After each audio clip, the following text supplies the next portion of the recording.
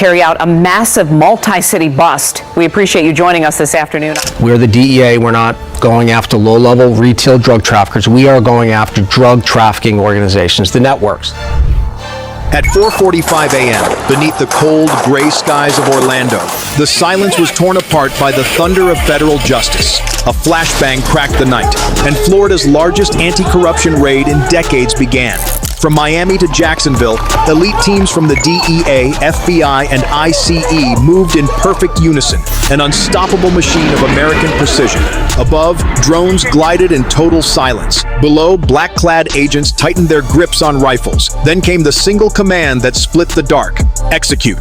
The streets erupted, helicopters roared, radios screamed. Within seconds, every signal, every camera, every escape route went dead. Agents stormed the illegal bar and casino, the glittering facade of a criminal empire built on blood money and betrayal. Inside, chaos exploded. Poker chips flew through the air like shrapnel. Doors splintered under battering rams. Two men burst from the back door, dragging duffel bags packed with cash, gold, and narcotics, only to be crushed to the ground before they could vanish into the night. Behind mirrored walls, agents uncovered 3 hidden safes, $1.4 million in cash, gold bars, and 600 pounds of meth and cocaine. In the VIP room, trays of blue fentanyl pills glittered under crystal chandeliers, tiny, deadly imitations of prescription drugs. The folks that are selling this don't care about your health. They don't care about your safety. They don't care about the lives of your family. They don't care about the lives of your friends. They don't care. They're in it for money. These are massive amounts of drugs.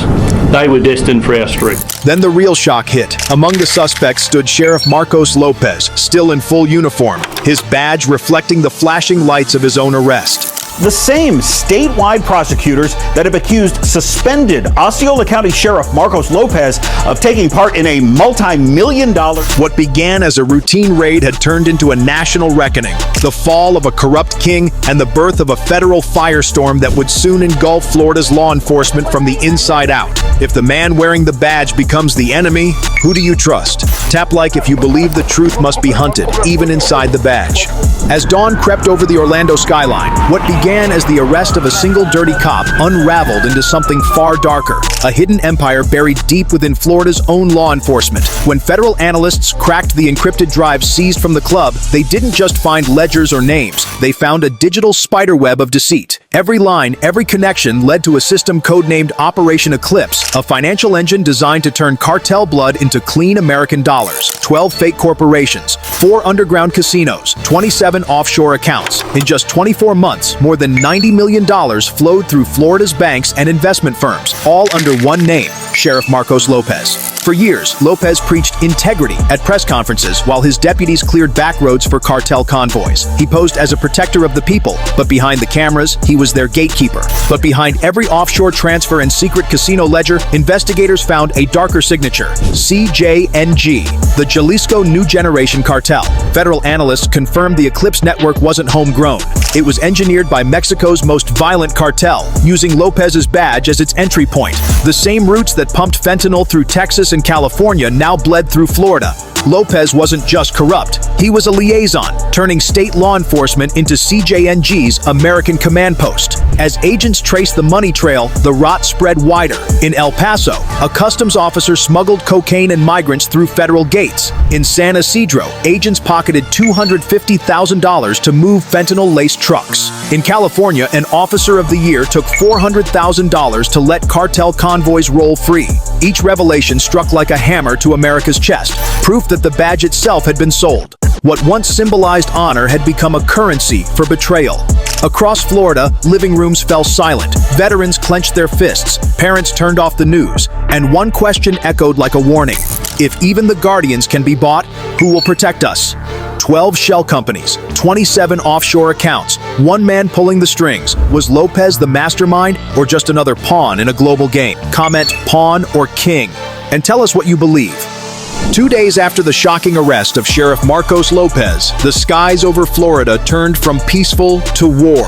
What had started as a single raid had now grown into a statewide counterstrike. The mission was clear: dismantle every fragment of the Eclipse network and sever CJNG's grip on American soil. At 5 a.m., the command center in Tampa lit up with red dots on a digital map of Florida. Each dot represented an Eclipse asset: a bar, a warehouse, a trucking depot, or a suburban home. DEA tactical teams, ICE Homeland Security agents, and FBI strike units moved like clockwork. More than 700 federal agents, 28 SWAT teams, and 15 Black Hawk helicopters operated under one name: Operation Eclipse. From Orlando to Jacksonville, raids erupted with synchronized precision. In Miami, agents raided a luxury mansion where cartel couriers had stashed cash and drugs beneath marble floors. In Tampa, a front company called Sunshine Freight Logistics was exposed as a major drug smuggling hub.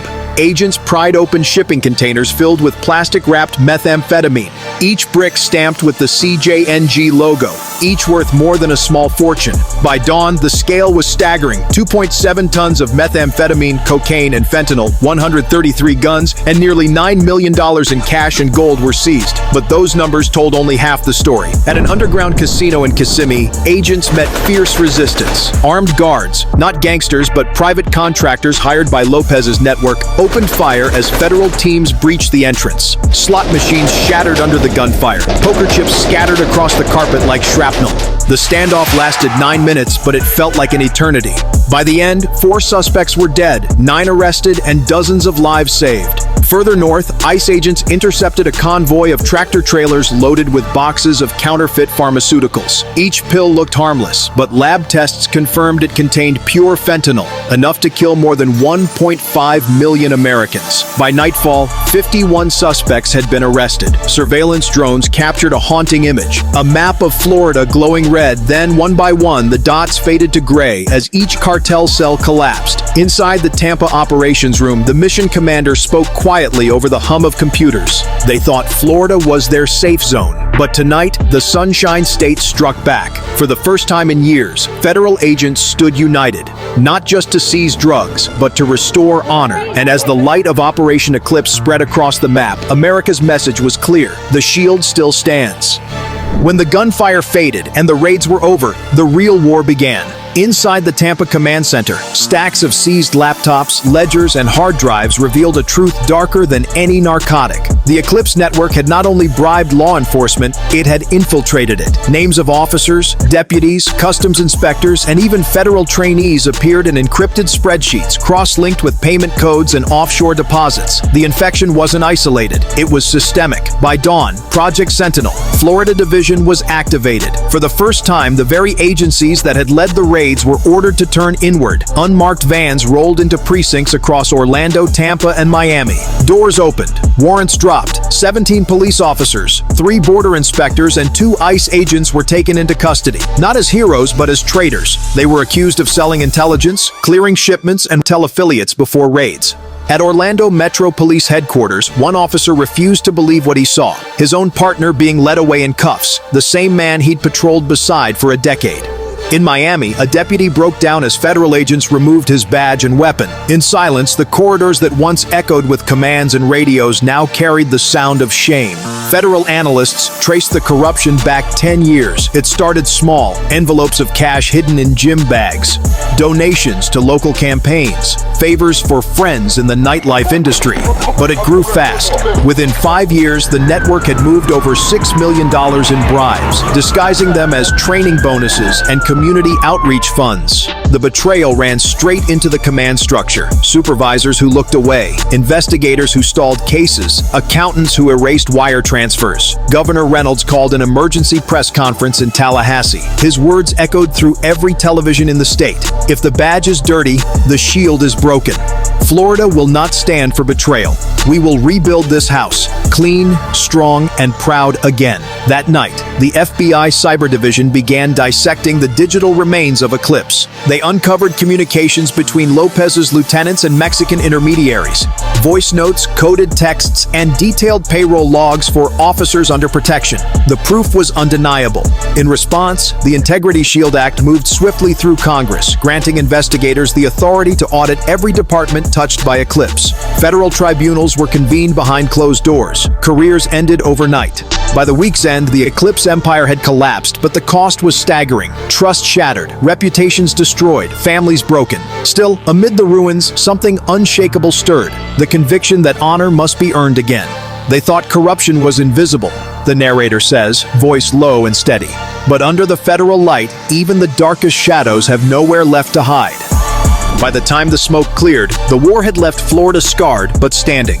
The Eclipse Social Club, once a neon fortress of greed, now sat behind yellow tape, its walls stripped bare, its vaults empty. Federal agents turned the seized casino floor into an evidence zone. Every table, chip, and bullet casing told a story of how deep corruption had run. But what came next wasn't about drugs or arrests. It was about restoring faith. Inside a massive federal hangar outside Orlando, evidence stretched as far as the eye could see. Piles of gold bars, pallets stacked with cash, and nearly 3 tons of narcotics under armed guard. The air smelled of chemicals and cold steel. Each brick of meth, each counterfeit pill represented a life saved and a system nearly lost. DEA Director Karen Walsh stood beside the table of seized fentanyl and said quietly, "This isn't victory, it's survival." In downtown Miami, citizens gathered with candles outside police headquarters. Some came to pray, others came to protest. Photos of officers arrested in the purge covered the walls like a tragic mural. Faces once trusted, now seen as traitors. A mother holding a folded flag whispered, "My son died of fentanyl." At least now, someone fought back. The Integrity Shield Act was signed into law within days. It mandated full audits of every police department tied to Eclipse and created an independent division for ethics enforcement within the Department of Justice. In the halls of Tallahassee, the phrase, "Clean the Shield," became both slogan and mission. Hundreds of background checks were reopened. Dozens of officers were cleared, honest men and women who had fought the rot from within and refused to bend. Meanwhile, reconstruction began across Florida. Former cartel-owned businesses were converted into rehabilitation centers. The Eclipse logo, once stamped on nightclub walls, was replaced by banners reading, "Reclaim the Light." Federal grants funded youth outreach programs in areas hardest hit by fentanyl. For the first time in years, children played in parks once ruled by dealers. In a televised statement, Governor Reynolds stood before the state flag and said, "We can't erase what happened, but we can make sure it never happens again. Florida will not be defined by its corruption, but by how it rose from it."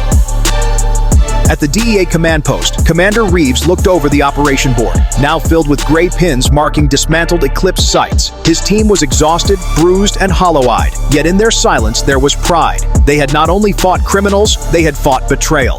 Outside, the sunrise broke over the Florida coastline. The same waves that once carried cartel shipments now shimmered like molten gold. The narrator's voice returns calm and resolute. From Florida's beaches to America's heartland, corruption spread like a tide, but so did justice. And when the tide turns, America stands. The camera lingers on the American flag fluttering over the DEA field office. The final words echo through the quiet dawn. The war for integrity never ends, but neither does the will to fight it. When the dust settled and the sirens went silent, Florida stood at a crossroads. What began as a raid had turned into a reckoning, not just against crime, but against corruption itself. The Eclipse empire had fallen, but its scars cut deep into the American conscience. For every badge that was lost, 100 more rose determined to clean the shield. For every ounce of poison seized, 1,000 lives were spared. And through it all, one truth echoed louder than gunfire. Justice isn't a moment, it's a mission. This operation wasn't just about raiding casinos or arresting traitors. It was about rebuilding trust, proving that no matter how dark the night gets, the light always fights back. The agents who bled, the citizens who believed, the families who stood behind the lines, they became the new foundation of a cleaner, stronger America. But the question now belongs to us.